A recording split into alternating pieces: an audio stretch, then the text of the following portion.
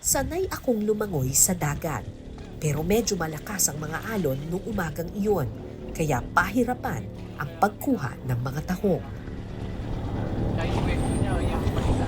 Okay. 1, 2, 3.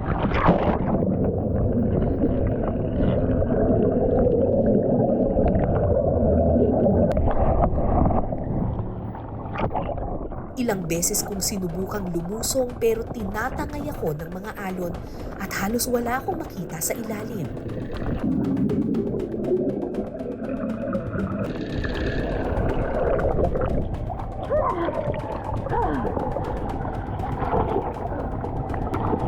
Wala makuha.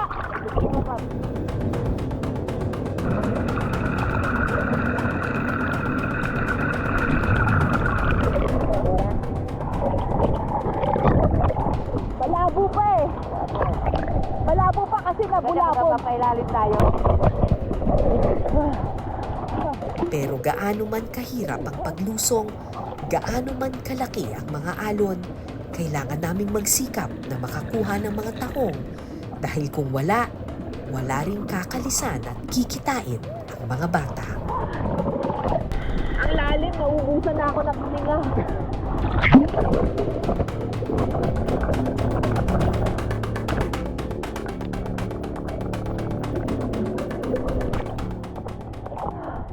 Hoy, sarap ang alon. Lakas ng alon. Nakadikit sa mga poste ang kumpol ng mga tahong at talaba. Matalas ang mismong mga poste dahil tinubuan na ito ng taliptip. Matindi ang pagkakadikit ng mga tahong sa kahoy. Kailangan puwersahing hilahin para makuha.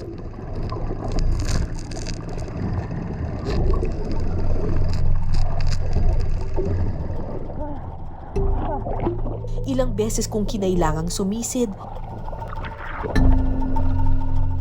pero iilang piraso lang ng tahong ang aking nakukuha. Dahil sadyang makapit ang mga tahong, gumagamit ng kompresor ang mga mangingisda para makatagal sila sa ilalim ng tubig at makakuha ng marami-rami.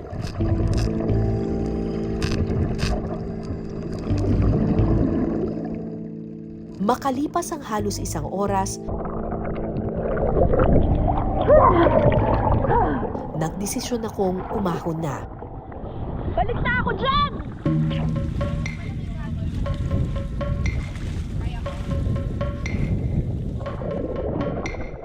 Nagpatuloy naman sa pangunguha ng tahong ang mga mangingisda.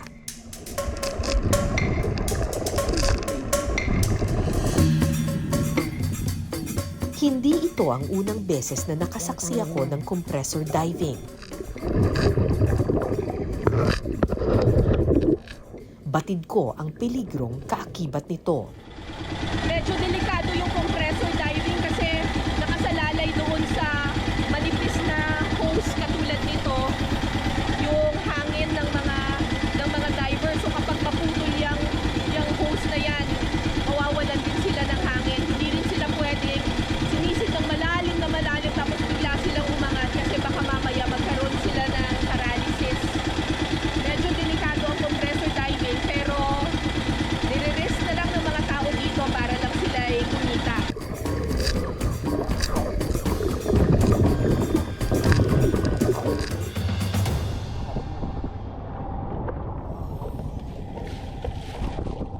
Okay pa?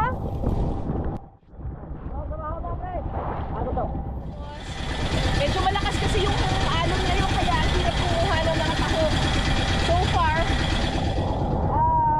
after 2 hours ng pagsisip nila, ito pa lang ang nakukuha nila. Ilang banyera na to, kuya? Mga 4 na banyera. Ang mission nila ay kumuha ng mga 15 banyera. Tama? Mga 15 banyera para kumita sila ng 400 pesos. Ito yung itsura nung bagong kuha pa lang na tahong. Nakikita ninyo, dikit-dikit siya, kumpul-kumpul. So kailangan nila itong paghiwa-hiwalayin, tatadyakan nila.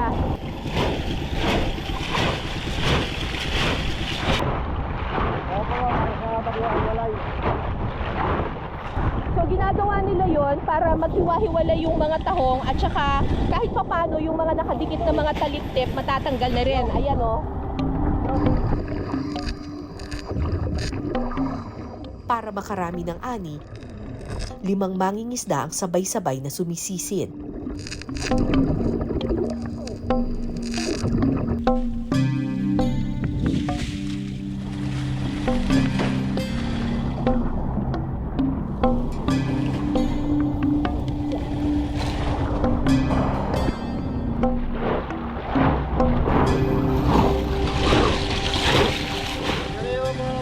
Makalipas ang 4 na oras, mahigit 10 banyera na ang kanilang naipon.